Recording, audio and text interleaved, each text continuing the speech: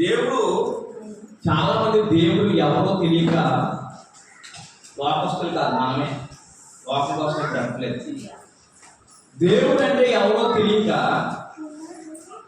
మనం కూడా చాలా విషయాల్లో దేవుడు అంటే ఒక అర్థమో తెలియక, దేవుడు ఎలా ఉన్నాడో తెలియక, ఒక మనిషి చూస్తే పని చేస్తాము, ఒక మనిషి చూస్తే కార్యం చేస్తాం, కానీ దేవుడు చూస్తున్నాడనే ఆలోచనతో మనం ఎప్పుడు పని చేయాలి.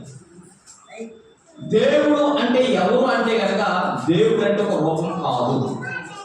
దేవుడు అంటే ఇక్కడ ఉన్న ఫోటోలకు కనపడుతున్న అది కాదు, లేదా సిలువ గుర్తులో ఉన్నది దేవుడు కాదు.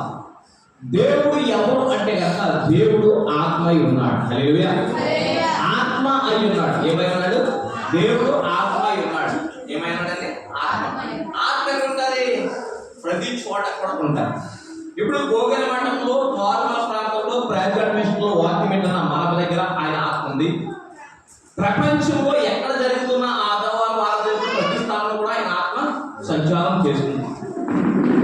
ఈ ఆత్మ ఉన్న దేవుడిలో ఆత్మానుసారంగా ఆరాధించాలి. అంటే మనసులో ఆయన ప్రతిష్ఠించుకుని, దేవుడు నా హృదయంలో ఉన్నాడు, ఆయన ఆత్మలో ఉన్నాడు.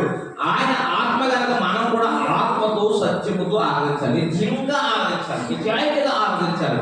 ఎలా ఆరాధించాలంటే నిజమైన దేవుడు నువ్వే తండ్రి, నా బ్రతుకులో వెలుగు నింపాలన్నా, నా బ్రతుకులో అద్భుతం చేయాలన్నా, నా జీవితాన్ని హెచ్చించాలన్నా, నా బిడ్డ బ్రతుకులు బాగుండాలన్నా నీవు తప్ప నాకు ఎవరు లేదనే విషయాన్ని గ్రహించి ఆయన్ని ఆరాధించాలి. హల్లెలూయా, హల్లెలూయా. ఆత్మతో సత్యముతో ఆరాధించాలి. ఎలా ఆరాధించాలి? మరొకసారి చెప్తాను. ఆత్మతో సత్యముతో. సత్యము అంటే నిజముగా ఆరాధించాలి. ఆయన తప్ప ఎవరు లేరని దానిని మనం గ్రహిస్తూ ఆరాధించాలి. ఈరోజు చాలా మంది జీవితాల్లో దేవుడు అనే పదము తెలియక, దేవుడు ఆత్మస్వరూపుడు. చాలా మంది క్రైస్తువులు ఏం చేస్తారంటే గుండె కొట్టించుకున్న వాళ్ళు తయారైపోయారు. ఏమైపోయారంటే బీచ్లోకి వెళ్ళి పిల్లలకి గుండె కొట్టి స్నానం చేయించే వాళ్ళు తయారైపోయారు.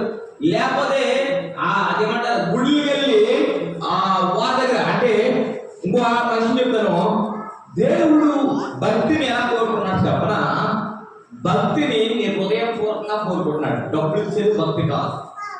డబ్బు ఖర్చు పెట్టితే భక్తిని లోకం అనుకుంటారు. మళ్ళీ వచ్చి చెప్పాలి,